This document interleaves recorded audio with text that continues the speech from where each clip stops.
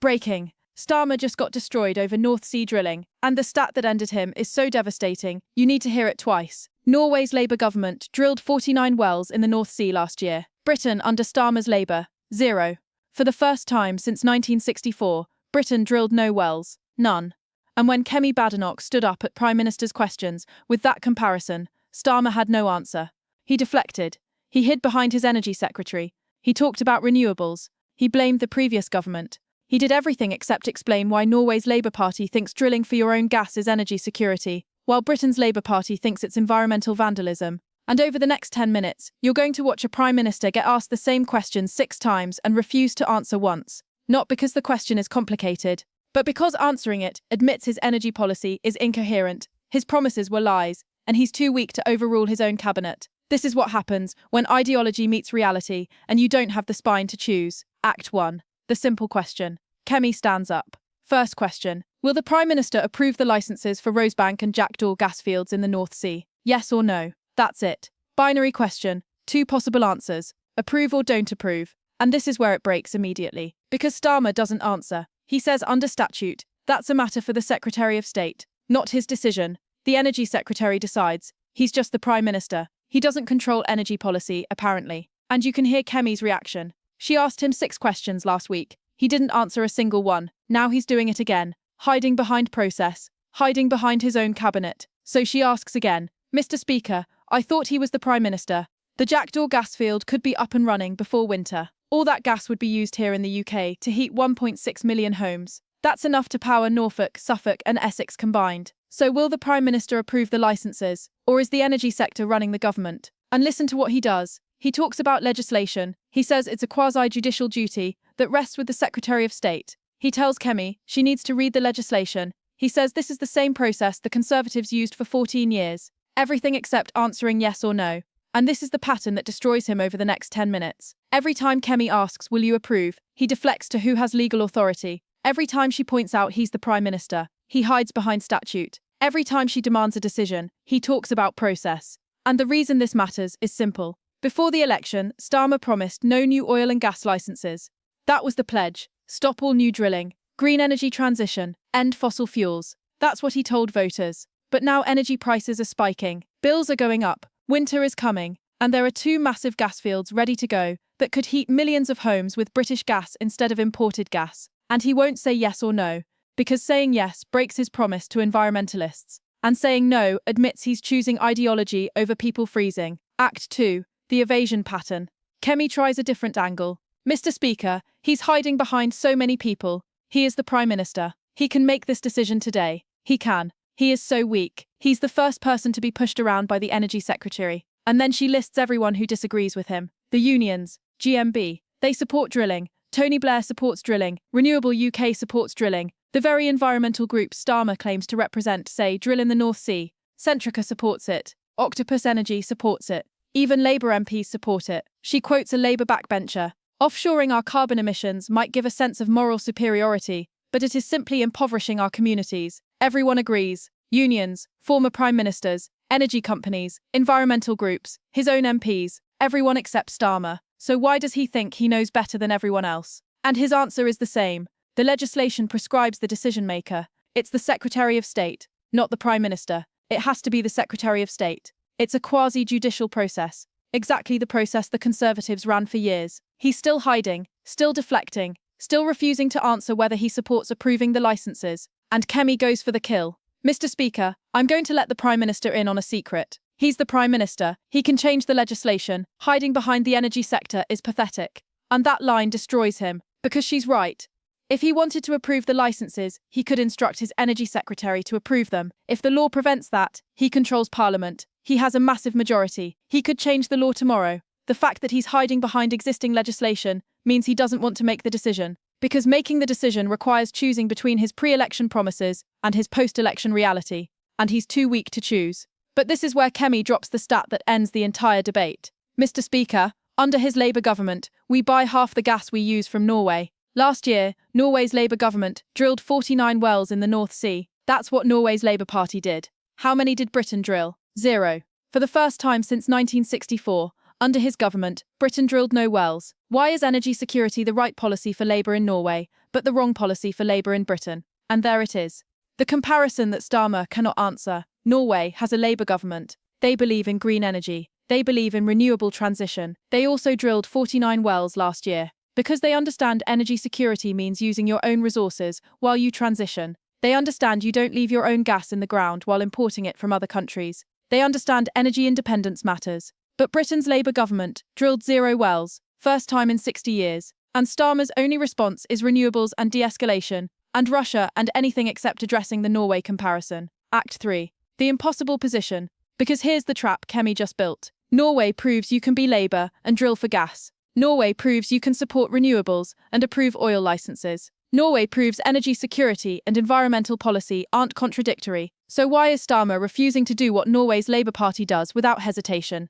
And the answer is, he made a stupid promise before the election, and now he's trapped by it. He promised environmental activists no new licenses. That was the deal. Stop all new drilling. Pure renewable transition. Except that promise assumed energy prices would stay stable. It assumed Russia wouldn't invade Ukraine. It assumed wars in the Middle East wouldn't spike oil prices. It assumed voters would accept higher bills for ideological purity. All those assumptions failed. Energy prices doubled. Bills are rising again. People are facing £300 increases in July. And Starmer has 2 gas fields ready to provide British gas to British homes. And he won't approve them because it breaks a promise he never should have made. And now he can't escape. If he approves the licenses, environmental groups call him a liar and a fraud. If he doesn't approve them, voters freezing in winter ask why Norwegian gas is fine, but British gas isn't. If he keeps hiding behind the Energy Secretary, he looks weak and indecisive. There's no good answer, so he's chosen no answer. Just deflection. Just process. Just it's not my decision, even though everyone knows it is. And Kemi is making him pay for that choice. She points out the Norwegian Prime Minister is doing what's right for his country. If only our Prime Minister would do the same. She points out stopping all new drilling was reckless when he promised it, and catastrophic now that bills are spiking. She points out experts predict £300 bill increases in July, and approving licenses would show he's serious about cutting bills. Why won't he do it? And Starmer's response is pathetic. He talks about bills coming down by £100 next month. Kemi immediately counters that bills are higher now than when he took office. He talks about protecting working people. She points out families and businesses are suffering because of his decisions. He could abolish green taxes. He could stop fuel duty rises. He could drill British gas. What's he doing instead? Planning giveaways to people on welfare. Taking money from those who work to give to those who don't. Budget for Benefit Street. Bailout for Benefit Street. They've given up being the Labour Party and become the Welfare Party. And that attack lands because Starmer has no coherent response to the fundamental question.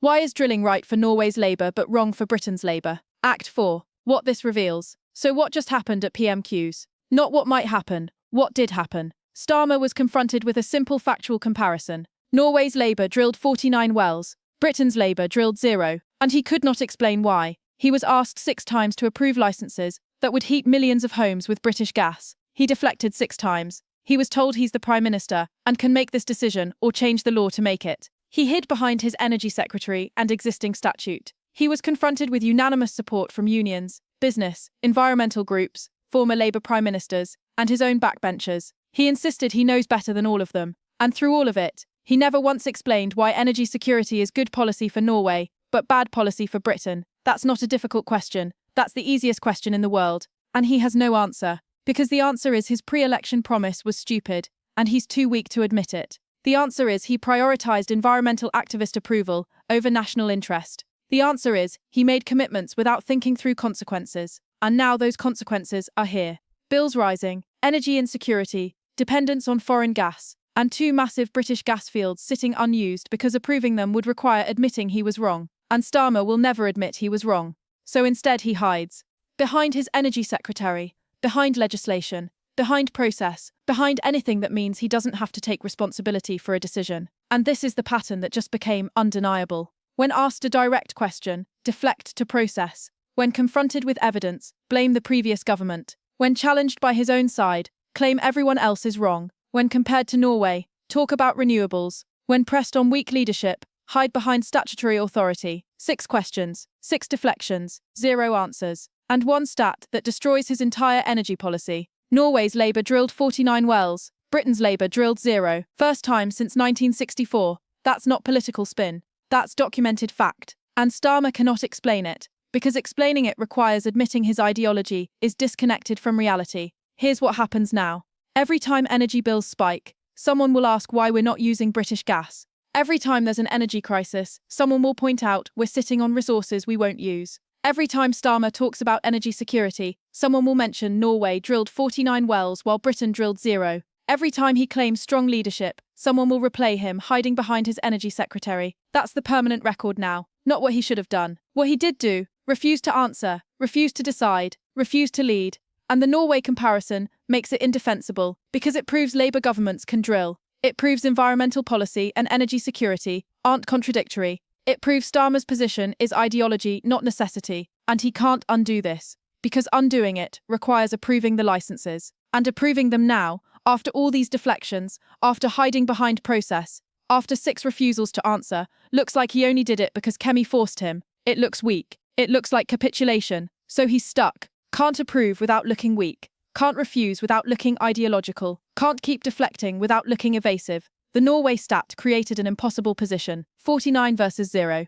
And every day that stat stands unanswered is another day. Starmer looks like he's choosing politics over people freezing. What Kemi did at PMQs is show that Labour energy policy only makes sense if you ignore what Labour governments actually do in countries that prioritise national interest. Norway's Labour knows energy security matters. They drill. They use their resources. They don't import gas while leaving their own in the ground. Britain's Labour under Starmer does the opposite. Stops drilling, increases dependence, raises bills, and when asked why, hides behind his own energy secretary. That's not leadership. That's abdication. And the 49 versus 0 comparison just made it impossible to deny. Norway's Prime Minister does what's right for Norway.